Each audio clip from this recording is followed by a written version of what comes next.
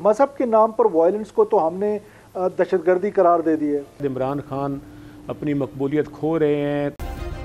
Subscribe करें और bell दबाएं ताकि कोई खबर रह न जाए।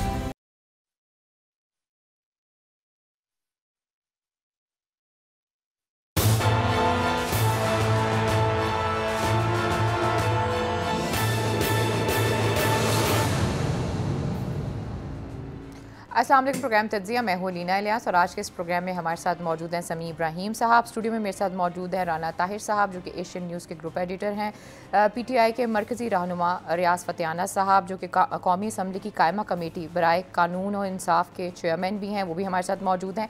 इसके साथ साथ आज के इस प्रोग्राम में हमारे साथ मौजूद हैं सेनेटर सरफराज अहमद बुगटी साहब जो कि लीडर हैं बलूचिस्तान अवामी पार्टी के। जैसे कि आज हमने देखा कि इमरान खान साहब जो हैं वो नोशकी भी मौजूद थे, लेकिन उससे पहले आर्मी चीफ कमर जावेद बाजवा साहब वहाँ पर मौजूद थे और उन्होंने सारा दिन जो है वो ट्रूप्स के साथ गुजारा। और जो स्पेकुलेशन की जाती थी कि सिविल क़यादत और फ़ौजी क़यादत एक पेज पर नहीं है, आज वो स्पेकुलेशन ऐसा लगता है जैसे ख़त्म हो गई है। आज के इस प्रोग्राम में हम यही डिस्कस करेंगे और एक और चीज़ भी हम ये देखते हैं जहाँ पर बलूचिस्तान में हम देख रहे थे कि पिछले दिनों बहुत ही अनरेस्ट रहा और अभी भी कुछ खबरें सही नहीं आ रही हैं। दूसरी तरफ हम ये देखते हैं कि हमारी अपोजिशन जो है वो मुलाकातें कर रही है और कोशिश कर रही है कि किसी न किसी तरीके से मौजूदा गवर्नमेंट को डिस्टेबलाइज़ किया जाए। तो एक्चुअली इन हालात में क्या मौजूदा अपोजिशन को ये काम करने चाहिए या कि जो सिविल गवर्नमेंट है उसके साथ खड़े होकर एक नेशनल पॉलिसी के ऊपर बाकायदा तरीके से काम करना चाहिए? जी समी साहब, आगाज़ में करूँगी आपसे। आपने देखा कि वज़ीर खान साहब ने भी आज बहुत अहम अनाउंसमेंट की और इसके साथ साथ आर्मी चीफ कमर जावेद बाजवा साहब भी वहाँ पर मौजूद थे और उन्होंने सारा दिन ट्रूप्स के साथ गुजारा। बिल्कुल, मेरा ख्याल है अलीना कि अगर सरफराज बुगटी साहब हैं तो हम पहले अगर उनकी तरफ चलें, क्योंकि बलूचिस्तान सबसे ज़्यादा अफेक्टेड है और आज जो हमारी सिविल मिलिट्री क़यादत वहाँ पर मौजूद थी, तो इस सारी सूरत हाल पर अगर कमेंट सरफराज साहब का आ जाए तो फिर आसानी होगी बात करने में। जी बुगटी साहब।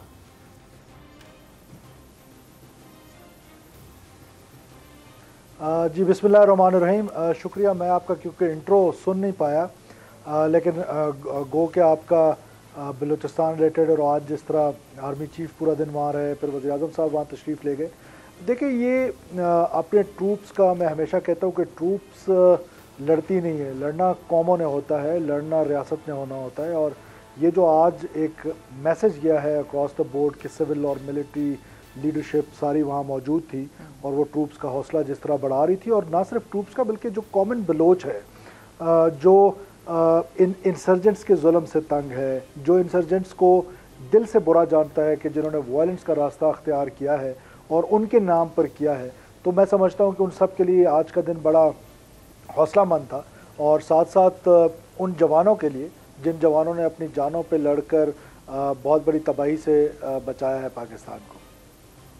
जी सरफराज साहब, ये अगर अलीना मुझे इजाज़त दें, मैं सरफराज साहब, ये जो सारा वायलेंस हुआ वहाँ पर, जिस तरीके से हमला हुआ, दोनों जो जगह हैं वो एक दूसरे से खासी दूर हैं, लेकिन ऐसा लगता है कि बड़ा कोऑर्डिनेटेड अटैक हुआ है।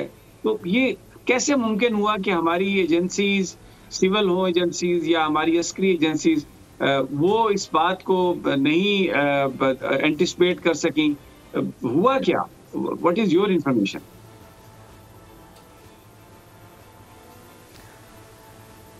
देखिए सभी साहब, मेरी क्योंकि इन्फॉर्मेशन तो नहीं है, लेकिन मेरी एक असेसमेंट ज़रूर है। इन्फॉर्मेशन तो मैं, क्योंकि I am not in the helm of affairs, तो मुझे इतनी मालूमात नहीं है, लेकिन मेरी असेसमेंट ये है because I have been handling these issues in past. तो हमारे यहाँ ये है कि ये एजेंसीज़ का जो रोल है वो एक गोल कीपर की तरह है। 9 गोल रोकते हैं, नोबडी नोटिस्ड। जो एक गोल अनफॉर्चुनेटली हो जाता है वो सब उसको नोटिस करते हैं।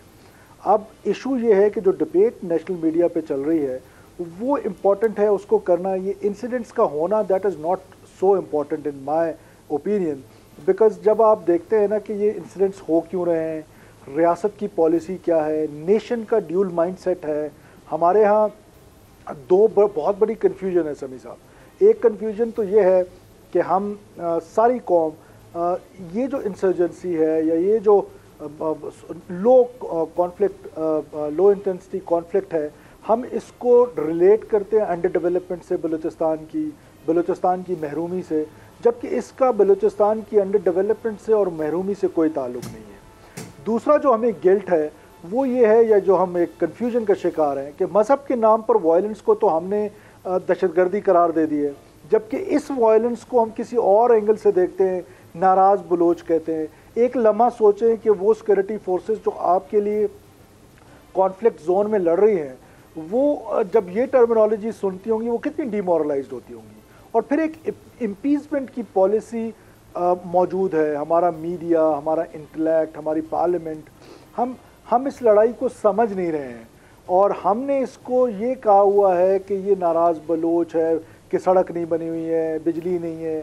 تو دیکھیں نا کہ جو مسائل بلوچستان کے کامنر کے ہیں وہی سرگودا کے چک نمبر 74 کے مسائل ہیں۔ دیر از نو ڈفرینس۔ معاملہ کیا ہے؟ معاملہ یہ ہے کہ ان پیرلل ڈیولپمنٹ پورے پاکستان کا ایشو ہے۔ جو ڈیولپمنٹ کراچی میں ہے وہ سکر میں نہیں ہے، جو کوئٹہ میں ہے وہ ڈیرہ بگٹی میں نہیں ہے، جو لاہور میں ہے وہ راجن پور میں نہیں ہے۔ اس بنیاد پر وائلنس کا راستہ اختیار کرنا، یہ ہمیں اس گلٹ سے باہر آنا پڑے گا، اور ہمیں اس لڑائی کو سمجھنا پڑے گا۔ اور ایک اور میں کہہ دوں کہ بسا اوقات لوگ کہتے ہیں کہ ملٹری آپریشن، دیکھیں ان کی اتنی کیپیسٹی ہی نہیں ہے۔ ہماری جو پیرا ملٹری فورس ہے، جو فرنٹیئر کور ہے، ہماری جو پولیس کا کاؤنٹر ٹیررزم ڈپارٹمنٹ ہے، دے کین ہینڈل دیم۔ ریاست کے پاس ٹولز ہوتے ہیں ٹو کاؤنٹر دا تھریٹ، اور اس میں جو کاؤنٹر کرنا ہے تو آپ دیکھیں کہ یہ جو تھریٹ ہے ان کی یہ کیپیسٹی نہیں ہے کہ ہمیں فل فلیج کوئی ملٹری آپریشن کرنا پڑے گا۔ اور ہم جب امپیچمنٹ پالیسی میں چلے جاتے ہیں، اور جب ہم تھوڑا سا نرم رویہ اختیار رکھتے ہیں، اور یہ جو ڈائلاگ کی باتیں ہوتی ہیں، اس سے انسرجن جو ہے وہ اسٹرینتھ گین کرتا ہے۔ بگٹی صاحب، آپ نے بڑی ایک زبردست بات کہی ہے کہ جو ہمارے ٹی وی پر ڈیبیٹ ہو رہی ہے، اور وائلنس جو ہے اس کو ریلیٹ نہیں کرنا چاہیے اس بات سے کہ وہاں پر سڑک نہیں بنی۔ بنیادی طور پر اور محرکات ہیں، جیسا کہ کئی دفعہ آیا ہے، اس کو انڈیا بیک کر رہا ہے، یا وہ طاقتیں جو بلوچستان کی ڈیولپمنٹ نہیں چاہتی، سی پیک نہیں چاہتی، پاکستان کو آگے نہیں بڑھنا چاہتی۔ اس ساری صورتحال میں ہمارے میڈیا پر جو ڈیبیٹ ہے، جیسا آپ نے رائٹلی پوائنٹ آؤٹ کیا، وہ ایک بڑی عجیب و غریب کی اپیزمنٹ کی طرف وہ لے کے جاتی ہے۔ اس کی وجہ آپ کو کیا نظر آتی ہے؟ کہ کیا اس میں بھی یو بلیو، یا کہ یہ کوئی ایک پورا پری میڈیٹیٹڈ اور ایک اسکیم ہے جس کے تحت میڈیا پر ان چیزوں کو ڈسکس کیا جا رہا ہے، اور وہ جو اصل چیزیں ہیں کہ اس کے پیچھے بیرونی ہاتھ ہے، اس کے پیچھے بلوچستان کو انسٹیبل کرنا ہے، ڈی اسٹیبلائز کرنا ہے تاکہ وہاں پر سی پیک نہ ہو؟ What is your assessment?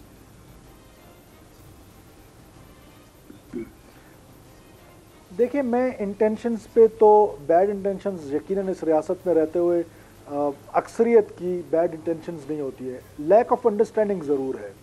اس پہ کوئی دو رائے نہیں ہے کہ ہمارا میڈیا جو ہے وہ تو ایک تو ایشو اورینٹڈ ہے۔ آج بلوچستان میں کوئی واقعہ ہوتا ہے، خدا نخواستہ کوئی دہشت گردی ہوتی ہے، تو we start talking about Balochistan.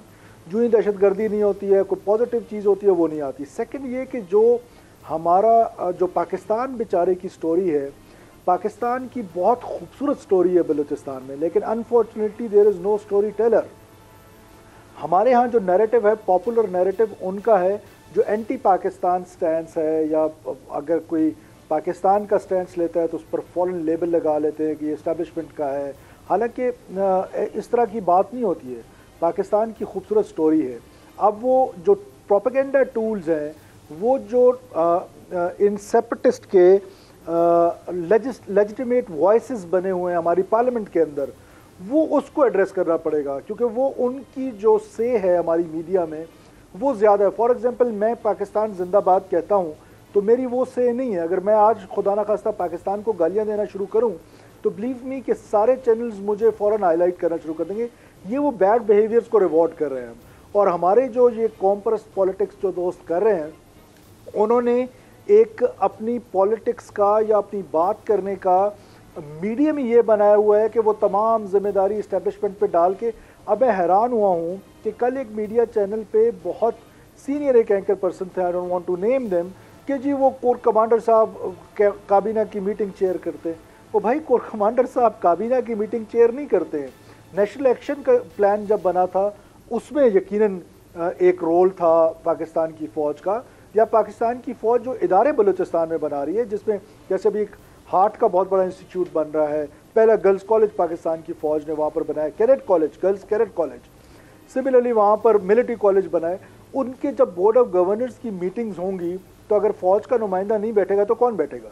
तो ये वो प्रोपेगेंडा है या प्रोपेगेंडा टूल्स हैं जिससे पाकिस्तान को बदनाम किया जा रहा है और मिलाइन किया जा रहा है पाकिस्तान की सिक्योरिटी फोर्सेस को। देखें, कोई भी इंसर्जेंसी हो, उसका जो इंसर्जेंट्स अपने हिसाब से जो उसकी कामयाबी समझते हैं वो 2-3 चीज़ों में समझते हैं। एक वो समझते हैं कि रिक्रूटमेंट प्रोसेस जारी रहे, दूसरा वो समझते हैं कि जो चेन है, जो सप्लाई चेन है वो ना टूटे, and third the most important is in Balochistan context specially कि वो उस फोर्स को इतना मिलाइन करते हैं थ्रू प्रोपेगेंडा, इतना दूर करते हैं उसको आवाम से कि वो उस फोर्स को डीमोरलाइज करते हैं। बलूचिस्तान के केस में फ्रंटियर कोर एफसी ने ये कर दिया, जिसको भी बोलो एफसी ने फलाना कर दिया, जब आप उससे काउंटर सवाल करते हैं।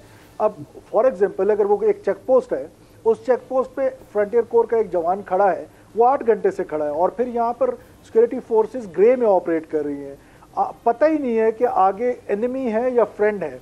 ऐसी सिचुएशन में जब वो कोई बंदा आता है, बसा औकात किसी के माथे पे तो लिखा हुआ नहीं है कि वो टेररिस्ट है, इसी तरह आके सिक्योरिटी फोर्सेस पे हमले भी होते रहे, तो वो उस माइंडसेट के साथ खड़ा होता है। उसकी ट्रेनिंग की ज़रूरत है, इसको इम्प्रूव करने की ज़रूरत है। ये नहीं है कि आप पूरी फोर्स को मिलान करके वहाँ से फारिग कर दे, ख़त्म कर दे।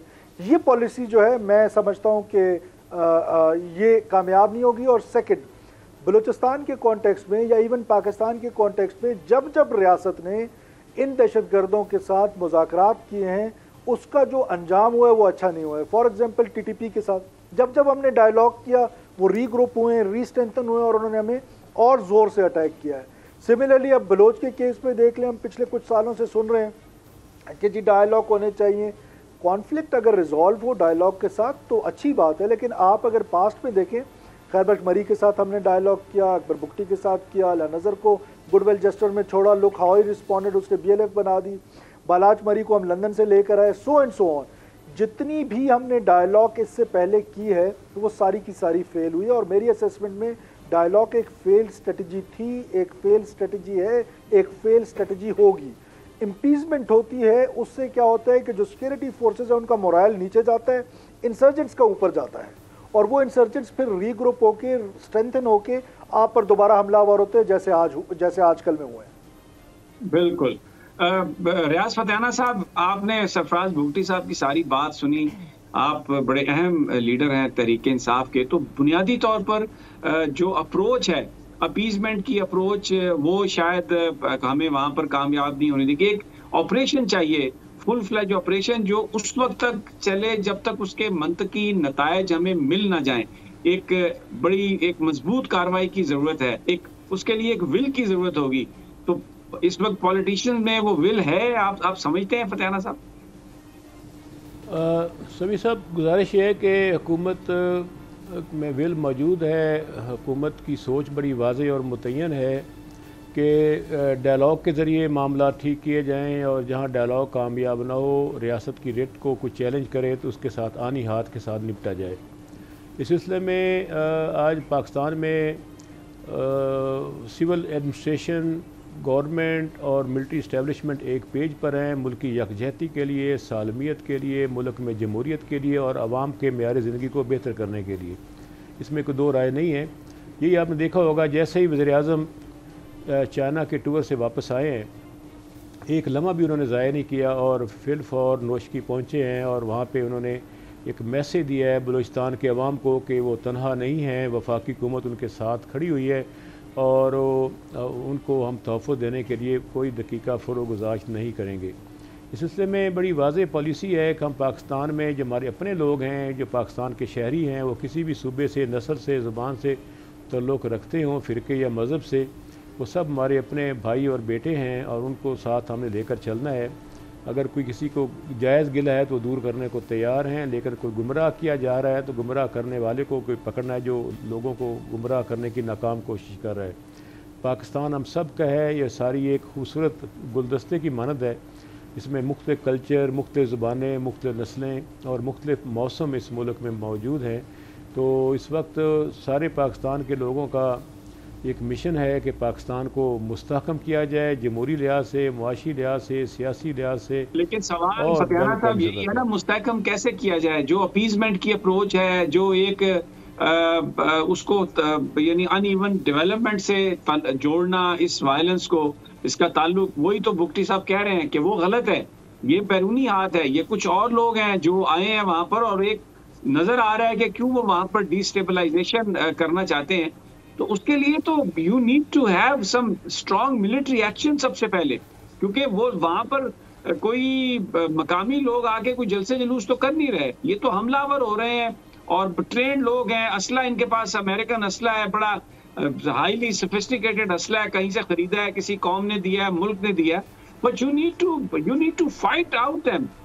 فتیانہ صاحب جی، سمیع ابراہیم صاحب، گزارش ہے کہ اس میں تو کوئی شک نہیں ہے جو وہاں سے برآمد ہوا ہے اسلحہ یا کچھ ان کے یونیفارم، کپڑے، باقی اکوپمنٹ، وہ اس بات کی نشاندہی کرتا ہے کہ پاکستان کو ڈی اسٹیبلائز کرنے میں کئی غیر ملکی طاقتیں، کئی غیر ملکی ایجنسیز، ملک دشمن عناصر موجود ہیں جو پاکستان کو نقصان پہنچانا چاہتے ہیں. لیکن آپ نے دیکھا ہوگا کہ پاکستان کی خارجہ پالیسی بہت عرصے کے بعد ایک انڈیپینڈنٹ خارجہ پالیسی ہے. ہم کسی ایک ملک کے ساتھ وابستہ نہیں ہیں، ملک کے مفاد میں ہم ایک آزاد فارن پالیسی کو لے کر چل رہے ہیں. ابھی پاکستان کے وزیر اعظم چائنا گئے ہیں اسی مہینے کے آخر میں، 23 سال بعد، 23 ایئرز کے بعد رشیا کا ٹور کرنے جا رہے ہیں. تو میرا خیال ہے کہ ابھی آپ نے دیکھا ہوگا کہ کولڈ وار جو سوویت یونین کے ڈاؤن فال کے بعد ختم ہو گئی تھی، اور اس میں ایک پوری دنیا میں ایک نئے سرے سے اس میں محسوس ہوتا ہے کہ اضافہ ہوا ہے. اور اپنے یوکرائن میں جو ناٹو فورسز اور رشیا آمنے سامنے ہیں، امریکہ کا رول آپ دیکھ لیں. اپنے اس میں میکرون نے آ کے جب ٹور کیا ہے، فرانس کے صدر نے رشیا کا، تو میرا خیال ہے کہ آپ کو معلوم ہی ہے کہ میکرون کا بیک گراؤنڈ سوشلسٹ پارٹی ہے، اور یہ ساری چیزیں ایک نئی سمت کی طرف دنیا کو لے کر جا رہی ہیں. ایک نیا ارینجمنٹ ہو رہا ہے، نئی گروپنگ ہو رہی ہے پوری ورلڈ میں. آپ نے پہلی دفعہ دیکھا ہوگا کہ سعودی عربیہ، UAE کے بزنس اور ملٹری روابط بہتر ہوئے ہیں رشیا اور باقی لوگوں فرانس کے ساتھ. تو میرا خیال ہے کہ ایک نیو الائنمنٹ دنیا میں ہو رہی ہے، اور پاکستان اس سے بے خبر نہیں ہے. ہماری حکومت اس پہ مکمل الرٹ ہے، اور ملٹری اور سول ایڈمنسٹریشن مل کر ملک اور قوم کے بہترین مفاد میں ایسی پالیسی وضع کر چکے ہیں اور وضع کرنے جا رہے ہیں جس میں سب سے پہلے پاکستان کی سوچ ہو، اور ہم کسی کے ہاتھوں میں کھلونا نہ بنے، کسی کے پراکسی وار میں حصے دار نہ بنے. پہلے ہی ملک کو آپ کے علم میں ہے کہ افغانستان میں پاکستان کی جو ماضی کی پالیسیز تھے، اس سے نارکوٹکس، کلاشنکوف کلچر اور دہشت گردی پاکستان میں امپورٹ ہوئی ہے. فتیانہ صاحب، یہ بات آپ کی صحیح ہے، اب جنرلی آپ صحیح بات کر رہے ہیں، لیکن سوال اس وقت یہ ہے کہ یہ جو تبدیلی آ رہی ہے، دنیا میں نئی الائنمنٹ ہو رہی ہے، اس میں پاکستان سی پیک کے لیے جا رہا ہے، چائنا کے ساتھ کھڑا، اور اسی نئی الائنمنٹ کو روکنے کے لیے یہ سب کچھ ہو رہا ہے. بگٹی صاحب، میں آپ کی طرف واپس آتا ہوں. رانا طاہر صاحب، آپ کی اجازت سے، اس ساری صورتحال میں آپ نے بہت رائٹلی پوائنٹ آؤٹ کیا جو میڈیا نیریٹو دے رہا ہے اس وقت، اور گراؤنڈ پہ جو صورتحال ہے، کرنا کیا چاہیے؟ آپ تھوڑا اگر ہمیں اس میں اپنی اگر ان پٹ دے سکیں، کیونکہ انڈیا کو ایکسپوز کرنے کے لیے ڈوزیر تیار کیا گیا تھا کشمیر کے حوالے سے، اور پھر ایک بڑا اس کا اثر ہوا تھا. وہ جو ایک بہت سارے نیٹ ورک بھی انڈیا کے پکڑے گئے تھے. تو ابھی اس ساری صورتحال میں، کیونکہ جو وہاں پر انٹرونشن ہے بیرونی طاقتوں کی، اس کے حوالے سے کرنا کیا چاہیے میڈیا پر ڈیبیٹ کو تبدیل کرنے کے لیے اور صحیح پالیسی بنانے کے لیے؟ What should we do?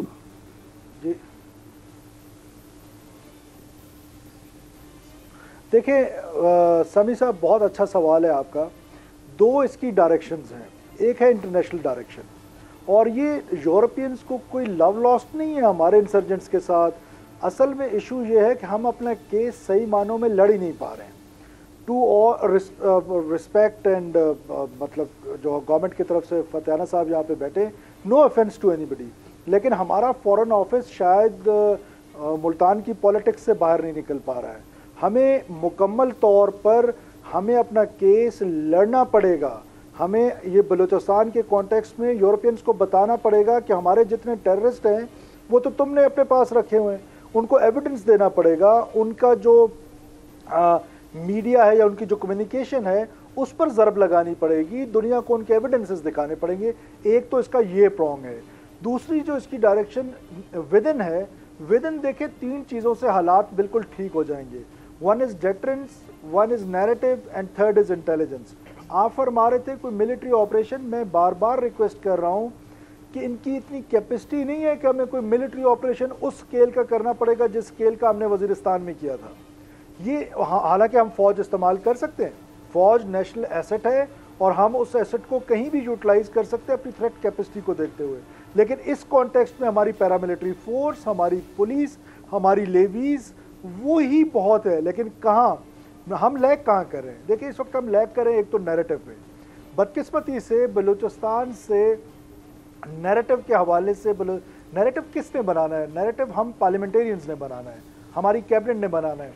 پھر میں ایک دفعہ کہتا ہوں کہ فیڈرل کیبنٹ میں بھی بہت زبردست قسم کے لوگ منسٹرز ہیں, لیکن زیادہ تر وہ نون لیگ, پیپلز پارٹی, جو پولیٹیکل ہماری لڑائی ہے اس نیریٹو پہ فوکسڈ ہے. اسٹیٹ کے نیریٹو پہ بھی تو کسی نے فوکس کرنا ہے. بلوچستان کا تو آبا ہی آبا بگڑا ہوا ہے. میرے سارے کولیگز رہے ہیں, ہمارے ساتھ دوست ہیں, لیکن انفارچونیٹلی بلوچستان سے کوئی نیریٹو جو پاکستان کا یا اسٹیٹ کا نیریٹو ہے وہ تگڑے طریقے سے نہیں آ رہا جس کی ضرورت ہے. پھر تیسری چیز انٹیلیجنس ہے, وہ انٹیلیجنس ریلیٹڈ ہے نیریٹو سے اور ڈیٹرنس سے. تو جب ڈیٹرنس کی بات ہے, ہماری امپیچمنٹ پالیسی کی وجہ سے ہماری ڈیٹرنس ویک ہو رہی ہے, پھر ہمارا نیریٹو کا حال برا ہے, پھر ہماری intelligence is related to both of them. جب ڈیٹرنس ہوگی, نیریٹو ہوگا تو انٹیلیجنس آئے گا, ہیومن انٹیلیجنس. اب آپ بات کرتے ہیں, پھر میں سینسٹیو ایشو کی طرف بات کرتا ہوں, لوگ میری طرف انگلیاں اٹھانے لگ جاتے ہیں کہ ہم نے بلوچستان میں 4G یا یہ انٹرنیٹ کنیکشنز دیے. اب انٹرنیٹ کنیکشن اچھی چیز ہے, بچے اس سے مستفید ہو رہے ہیں, ہماری تعلیمی اور دنیا اس کے ساتھ چل رہی ہے. لیکن آپ دیکھیں کہ وہاں پر جو انسرجنٹ ہے, جو دہشت گرد ہے, وہ دوران فائٹ, ابھی اس دفعہ نوشکی میں آپ نے دیکھا کہ وہ 4G سے واٹس ایپ پہ کالز ملا رہے ہیں. سرفراز ہم بات کریں, لیکن پروگرام میں مجھے ایک بریک لینی ہے. جب بریک سے واپس آتے ہیں سرفراز صاحب اپنی بات کمپلیٹ کریں گے. اسٹے ود اس.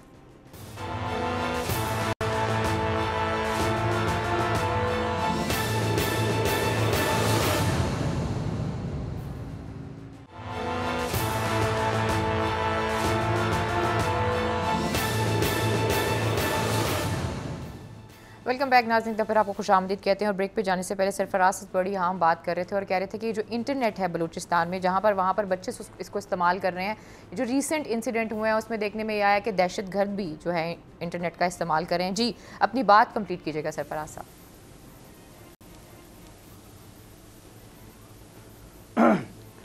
دیکھیں انٹیلیجنس ہمیشہ جہاں بھی کانفلکٹ ہو وہاں 2 قسم کی ہوتی ہے, یا تو ہیومن انٹیلیجنس ہوتی ہے یا ٹیکنیکل ہوتی ہے. اب یہ جو ٹیکنیکل انٹیلیجنس ہے وہ فون اور اس طرح کی کنورسیشن انٹرسیپٹ کرنے سے ہوتی ہے. انفارچونیٹلی یا تو ہماری گورنمنٹ کو چاہیے کہ ہماری فورسز کو ایکوپڈ کریں کہ ہم اس کو انٹرسیپٹ کر سکیں, یہ جو واٹس ایپ کنورسیشن ہے یا ٹویٹر ہے یا انسٹاگرام ہے, یا پھر اس کے بارے میں کوئی سوچ وچار کریں کہ اس کا ریڈیس کیا رکھنا ہے. تو اس پر کوئی نہ کوئی پالیسی حکومت کو, وزارت داخلہ کو بنانی پڑے گی, بیکاز یہ بڑی ڈینجرس چیز ہے. انٹیلیجنس کا نہ آنا بڑا خطرناک ہوگا. جی سمی صاحب. جی بالکل ریاض فتحانہ صاحب, جو بات آپ کی بھی ٹھیک تھی, لیکن آپ جنرل گفتگو کر رہے ہیں.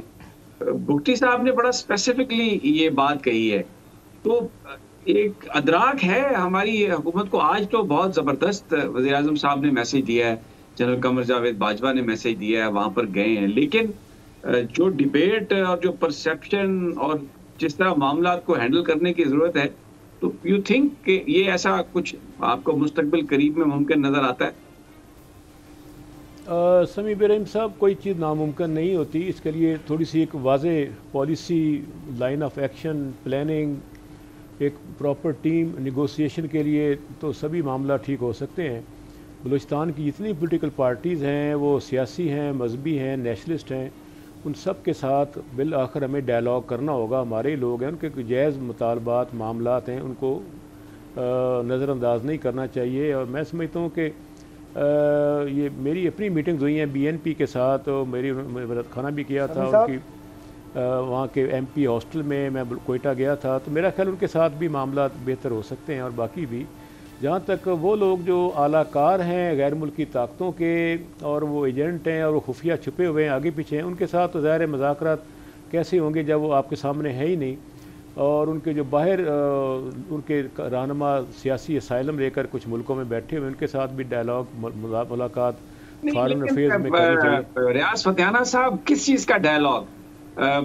بالکل بگٹی صاحب نے صحیح کہا کہ جو کامنر ہے، چاہے وہ سرگودا کا ہے، میاں والی کا ہے، ٹوبے کا ہے، بلوچستان کا ہے، اس کے ایک ہی مسائل ہیں. تو یہ جو لوگ طاقت اب یہ جو حملہ کر رہے ہیں آ کے ان لوگوں سے جو ہماری فورسز کو مار رہے ہیں، آپ کیا مذاکرات کریں گے ان سے؟ کس چیز کی؟ نہ وہ قانون کو مانتے ہیں، نہ وہ آئین کو مانتے ہیں. اور یہ جو بیانیہ ہے، یہی تو سرفراز صاحب کہہ رہے ہیں کہ یہ اپیزمنٹ، کس چیز کی اپیزمنٹ؟ کس چیز کے لیے آپ یعنی یہ اس چیز کو الاؤ کریں کہ جی ٹھیک ہے آئیے، آپ نے ڈنڈا مارا ہے، اب آپ بندوقیں لے آئے ہیں، آپ سے ہم نہ پاکستان میں ہیں، نہ ان کی کوئی حمایت ہے، نہ وہ الیکشن جیتتے ہیں. تو اپیزمنٹ کی یہ پالیسی کس کے لیے؟ دیکھیں سمیع ابراہیم صاحب، اس کے بعد آپ کو دوسرے ملکوں کی مثال میں دینا چاہوں گا. سری لنکا میں تامل ناڈو سے مذاکرات ہوئے، فلپائن میں لہرگی پسندوں سے ہوئے، نادرن آئرلینڈ میں آئرش ریپبلکن آرمی کے ساتھ مذاکرات ہوئے. تو یہ کوئی ایسی تاریخ دنیا میں نہیں ہے جس کو ہم نظر انداز کر سکتے ہیں. پاکستان میں بھی ان سے ایک دفعہ ایک موقع ان کو ملنا چاہیے، سب سے بات کرنی چاہیے.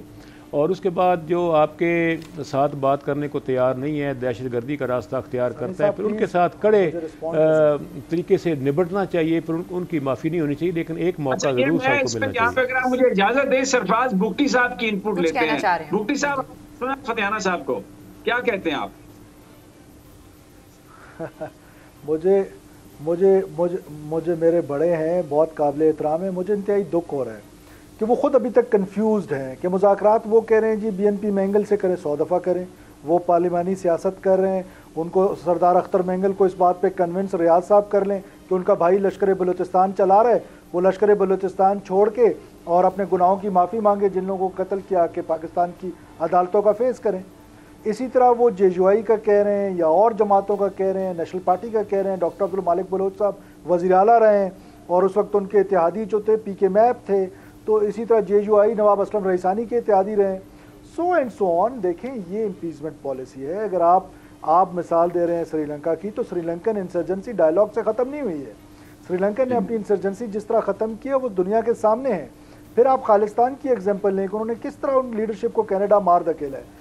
جب تک سمیع صاحب یہ بات کلیئر نہیں ہوگی کہ ہماری پارلیمنٹ، ہمارا عدلیہ، ہمارے انسٹیٹیوشنز، ہمارا انٹلیکٹ اس کنفیوژن سے باہر نہیں نکلے گا، اس ول ٹو فائٹ جب نہیں ہوگی، جب تک یہ کنفیوزڈ رہیں گے تب تک اسی طرح ہوتا رہے گا. دیکھیں وہ ڈائلاگ کی آپ سے کیا آفر کریں، وہ تو یہ ڈائلاگ جو لوگ کر رہے ہیں وہ تو بڑی عجیب بات کرتے ہیں. وہ کہتے ہیں ڈیٹ آف وڈرال دے دیں.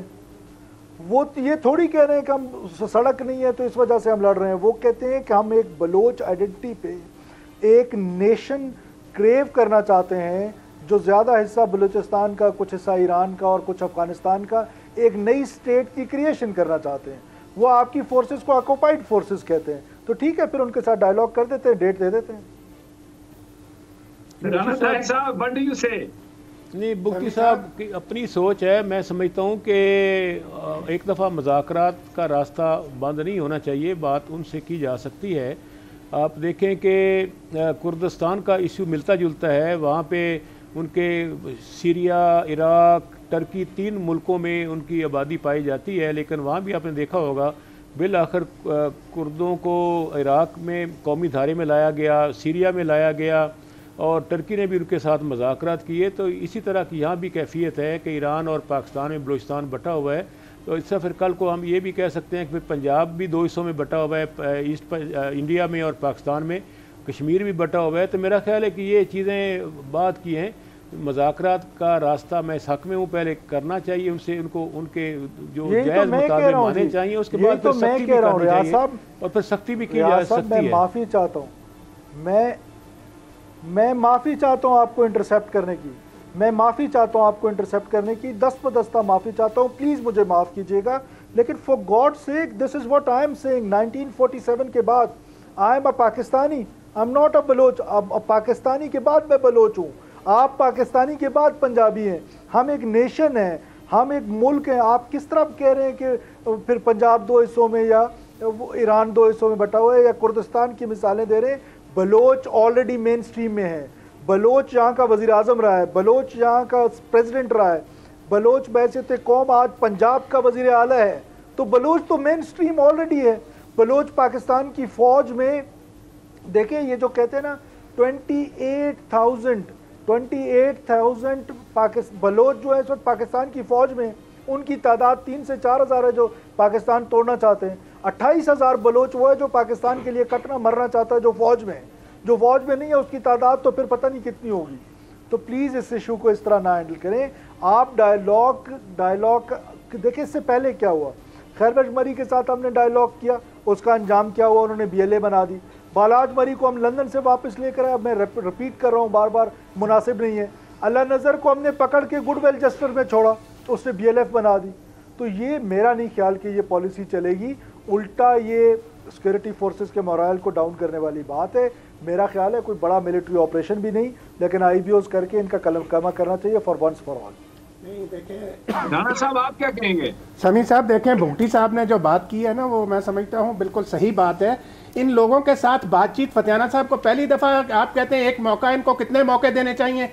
जब भुट्टो साहब के दौर में इनके खिलाफ ऑपरेशन हुआ, उसके बाद जनरल ज़ियाउल हक ने इनको मौका नहीं दिया, सबको हैदराबाद से रिहा नहीं किया। क्या पाकिस्तान को मिला उसके नतीजे में? उसके बाद फिर क्या हुआ? कई दफ़ा ये बातचीत के ड्रामे हो चुके हैं। वो सही है, वो वक्त मांगते हैं, फिर वो इकट्ठे होते हैं, फिर पाकिस्तान में आकर दहशतगर्दी करते हैं। इस हवाले से मैं भुट्टी साहब की बात से 100% इत्तेफाक करता हूं कि गो मगो की पॉलिसी नहीं होनी चाहिए।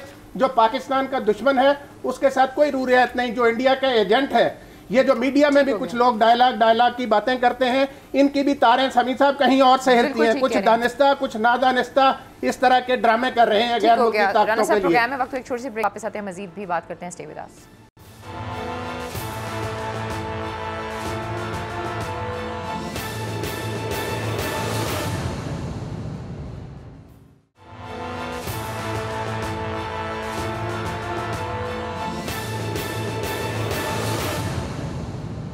वेलकम बैक नाज़रीन, फिर आपको खुशामदीद कहते हैं। और समी साहब, एक और टॉपिक भी है जो हम डिस्कस करेंगे, वो है राब्ता मुहिम के हवाले से। अभी मैं देख रही थी कि 18 फरवरी से आगाज़ किया जाएगा राब्ता मुहिम का, और इससे पहले जो बात हो रही थी बलूचिस्तान के इशू के ऊपर और दहशत गर्दों के खिलाफ ऑपरेशन के हवाले से, राना साहब ने बड़ी अहम बात की कि मुज़ाकरात कोई पहली दफ़ा तो नहीं है, इससे पहले भी हर दौर में हुए हैं लेकिन नाकाम हुए हैं।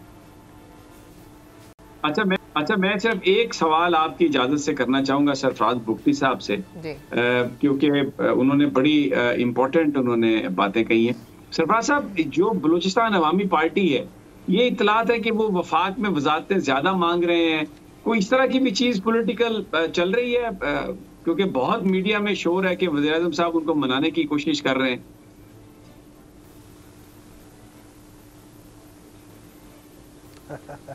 समी साहब, बिल्कुल ऐसी कोई बात नहीं है। हमारा कोई इख्तलाफ नहीं है हुकूमत के साथ।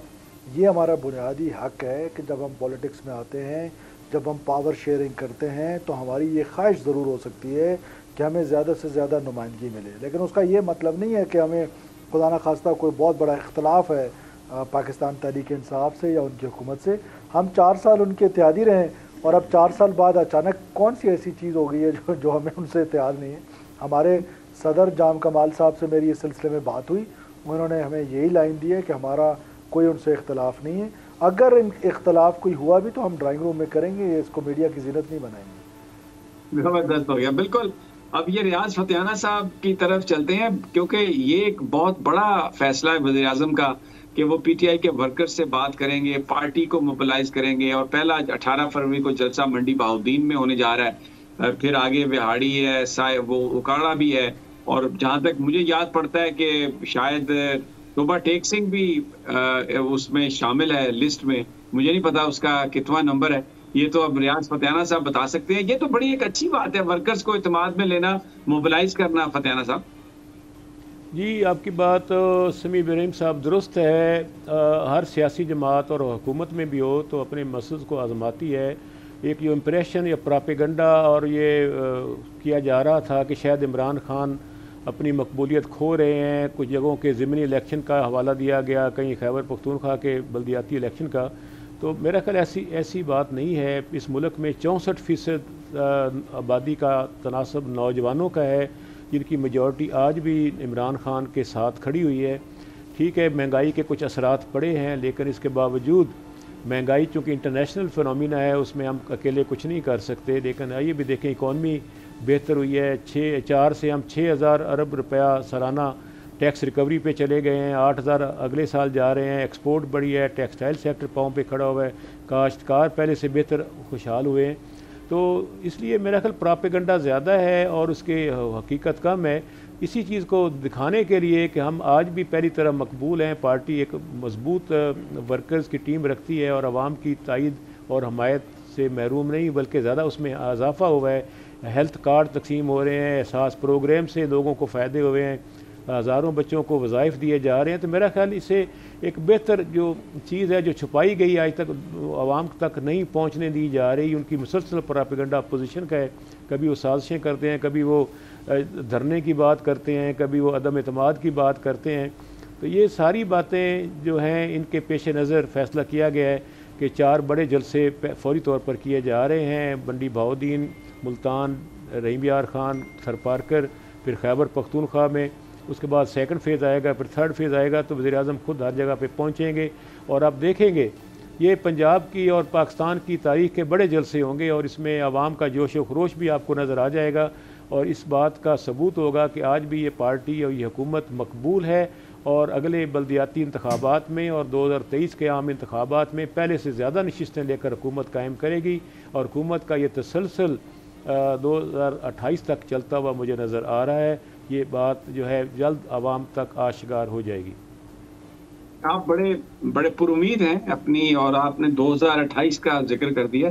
یہ اس وقت آصف زرداری صاحب نکلے ہوئے ایک نو کانفیڈنس کے لیے اور ہر طرف جا رہے ہیں. شہباز شریف صاحب کا بھی ٹیلی فونک رابطہ ہوا ہے چودھری پرویز الہی صاحب کے ساتھ, آپ کے وہ لائی ہیں, اور مجھے کوئی بتا رہا تھا کہ ہو سکتا ہے کوشش بھی بڑی ہے, ہو سکتا ہے کہ شاید کوئی میل ملاقات بھی ہو جائے.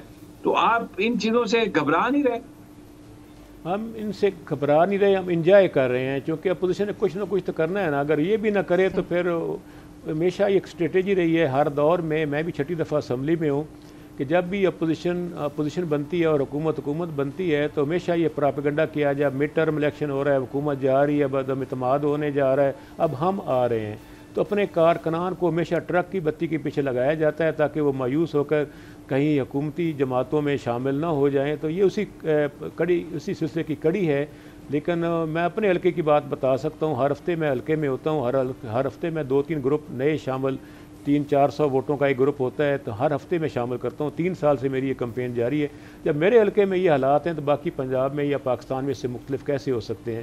ایسی کوئی بات نہیں ہے, اور آپ اس کے نتائج بہت جلد آپ دیکھ لیں گے. آج بھی حکومت مقبول ہے اور عوام کی اکثریت, خاص طور پر ایک تو نوجوان طبقے کی اکثریت ہمارے ساتھ ہے, نمبر 2 خواتین کی اکثریت ہمارے ساتھ ہے, نمبر 3 اوورسیز پاکستانیوں کو جو ووٹ کا حق دیا ہے 90 لاکھ ووٹ ہے, اس میں سے واضح 80% میجورٹی حکومت کو PTI کو پڑھنے والی ہے. اس سے بھی, اور ان کے جو رشتہ دار ہیں اپنے ووٹوں کے علاوہ جن کو وہ زکوٰۃ دیتے ہیں, ان کی امداد کرتے ہیں, وہ ان پر بھی اثرات ان کے ہوں گے. اور آپ دیکھیں گے کہ آگے چل کے ہمارے لیے معاملات اور آسان ہیں, اور اپوزیشن کی جماعتیں جو ہیں ان کا آپس میں بھی کوئی اتنا ٹرسٹ نہیں ہے, ایک دوسرے کو چیٹ کرنے میں ہمیشہ پیش رہے ہیں. پہلے مولانا فضل الرحمان صاحب کو دھکا سندھ سے دیا گیا, پھر پنجاب سے دیا گیا, اب بھی اس لیے یہ آپس میں ایک دوسرے کو ایک پوائنٹ پہ, ایک ایجنڈے پہ اور ایک دھرنے میں تو آنے کو تیار نہیں, ہر ایک اپنا پروگرام لے کر آ رہا ہے. ٹھیک ہے بگٹی صاحب, آپ نے ویسے بتا دیا کہ اگر آپ نے کوئی اختلاف بھی کیا کسی ایشو پر تو آپ ڈرائنگ رومز میں بیٹھ کے اس کو طے کریں گے, باہر نہیں آئیں گے. آپ ایز اے پولیٹیکل پرسن, آپ کی جو وہ سیاسی ایک اکوپمنٹ جسے ہم کہتے ہیں, جو ایک آپ کی سیاسی ذہانت اور ایک جو آپ کا تجزیہ ہے, کوئی الائنس کی طرف سے کوئی وزیر اعظم صاحب کو کسی سٹیج پر خطرہ ہو سکتا ہے؟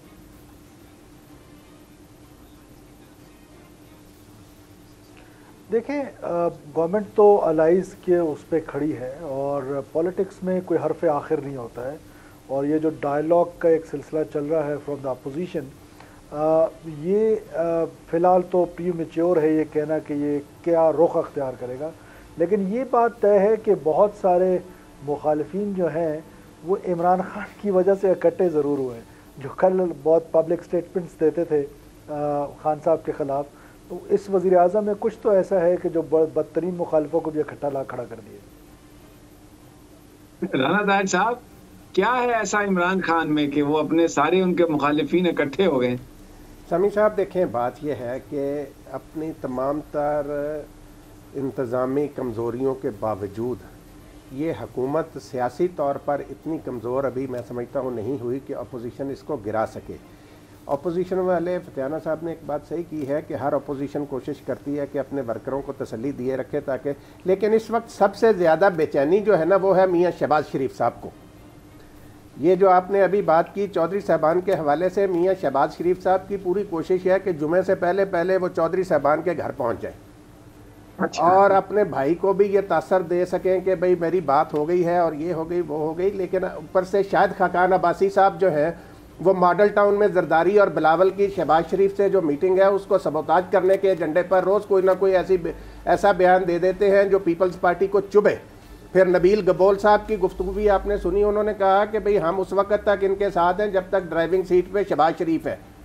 تو یہ سمیع صاحب اپوزیشن ایک چون چون کا مربع ہے، یہ ایسے ہی اکٹھے ہوتے ہیں جب ان کے ذرا تھوڑی سی کیسوں میں تیزی آتی ہے، کچھ ہوتا ہے تو یہ ذرا اپنا کہتے ہیں کہ بھئی کسی طریقے سے کوئی معاملہ ٹھنڈا کر لیں ایک دفعہ، اور آگے بس الیکشن میں ویسے ہی 1.5 سال رہ گیا ہے تو یہ سیاسی سرگرمیاں جاری رہیں گی۔ آج چودھری پرویز الہی کی گفتگو بھی آپ نے سنی، انہوں نے بھی کہا کہ بھی عدم اعتماد والی کوئی ایسی بات نہیں ہے ابھی۔ تو یہ ساری چیزیں جو ہے نا یہ ان کی خام خیالیاں اور اپنے لوگوں کو اکٹھا رکھنے کی ایک کوشش تو ہو سکتی ہے، لیکن حکومت جو ہے نا اس کو اپوزیشن سے خطرہ نہیں ہے۔ جس دن حکومت کو خطرہ ہوا ان کو اپنی کوتاہیوں کی وجہ سے ہوگا۔ عمران خان صاحب کو دیکھنے کی ضرورت ہے کہ وہ اپنے گھر کے جو حکومتی معاملات ہیں ان کو صحیح کریں، اپنی پارٹی کو صحیح کریں۔ ٹھیک ہو گیا آج کے پروگرام سے ہم سب کو، لیکن بہت سے لوگ یہ سمجھتے ہیں جو رابطہ مہم کا آغاز کیا گیا ہے اس کا ایک ریزن یہ بھی ہے کہ شاید پی ٹی آئی اس طریقے سے ڈیلیور نہیں کر پائی جس طریقے سے اسے ڈیلیور کرنا چاہیے تھا، اور کہیں نہ کہیں کوئی ڈر ہے جس کی وجہ سے اس مہم کا آغاز کیا گیا ہے۔ مجھے آج کے پروگرام سے اجازت دیجیے، اپنا بہت خیال رکھیے، اللہ نگہبان۔